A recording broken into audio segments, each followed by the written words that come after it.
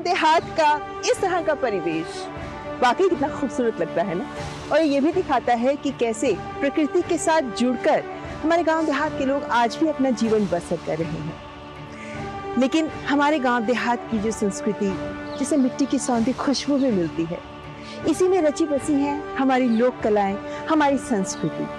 और इसीलिए जो सदियों से हमारी लोक संस्कृति पनपती रही है और समय के साथ में विलुप्ति के कगार पर पहुंच गई है, उसे सहेजने समेटने के काम में आज भी हमारे इन्हीं गांव देहात के लोग जुटे हुए हैं। इन्हीं में से कुछ की कहानी लेकर हम हाजिर हैं आपके सामने, लेकर कार्यक्रम हमारे पद। क्योंकि ये वे लोग हैं जिन्होंने अपने समर्पण से ये साबित कर दिया कि कुछ भी असंभव नहीं है, तो सरकार ने भी इन्हें पद्म पुरस्कार के सम्मान से नवाजा। और ये सब है हमारे पद। आपके साथ मैं हूं ममता चोपड़ा।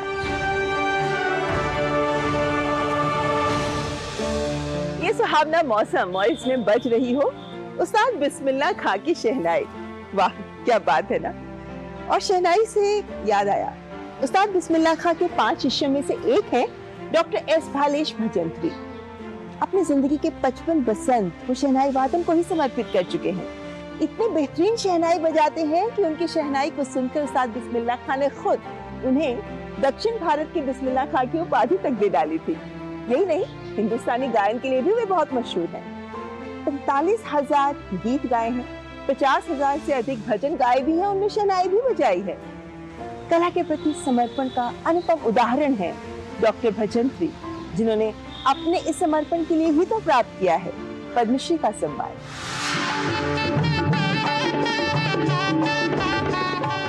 शहनाई वादन को भारत रत्न उस्ताद बिस्मिल्लाह खान ने जिस ऊंचाई पर पहुंचाया, उसे बनाए रखने वाले तथा स्वयं उस्ताद बिस्मिल्लाह खान द्वारा अपने नाम की उपाधि जिन कलाकार को प्रदान की गई, यह गौरव प्राप्त करने वाले कलाकार हैं कर्नाटक के बेलगाम जिले के पंडित एस बालेश भजंत्री।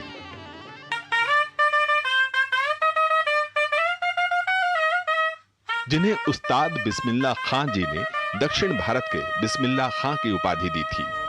11 वर्ष की आयु से संगीत कार्यक्रमों में शिरकत कर रहे भजंत्री जी को उस्ताद बिस्मिल्लाह खान ने अपना शिष्य बनाया।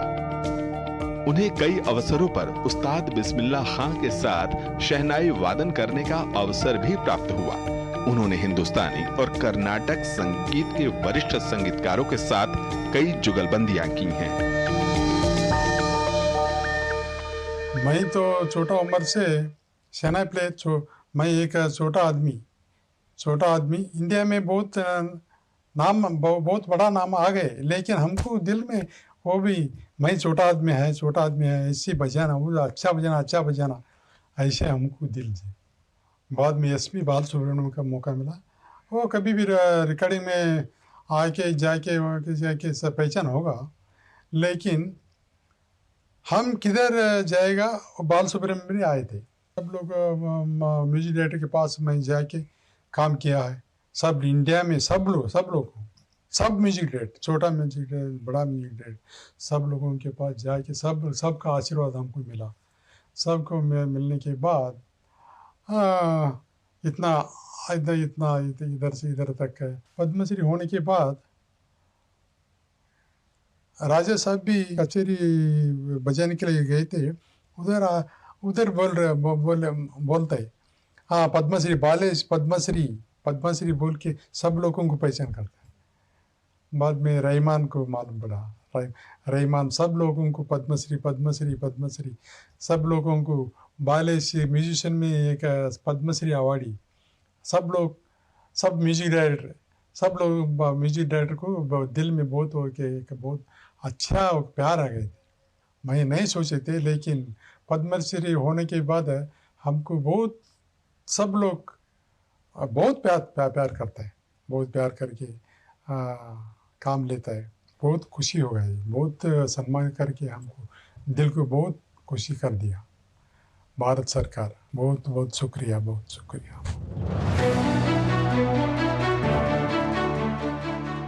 55 वर्ष से शहनाई वादन कर रहे पंडित भजंत्री जी ने देश विदेश में कई बेमिसाल प्रस्तुतियां दी हैं और बाहुबली, रांझना, रॉक स्टार समेत कई हिट फिल्मों के 85,000 गीतों में शहनाई वादन किया है। साथ ही 1 लाख के करीब भक्ति गीतों के लिए भी शहनाई बजाई है।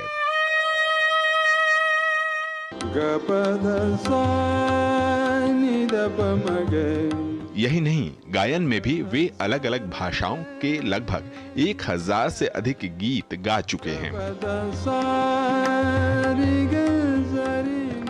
अपनी व्यस्ततम दिनचर्या से समय निकालकर वे आर्थिक तौर पर कमजोर दिव्यांग युवाओं को गायन और वादन सिखाते हैं। आपने तानसेन अकादमी स्थापित की, जहां ऑटिस्टिक और विशेष रूप से सक्षम बच्चों के लिए अलग से कक्षाएं आयोजित की जाती हैं।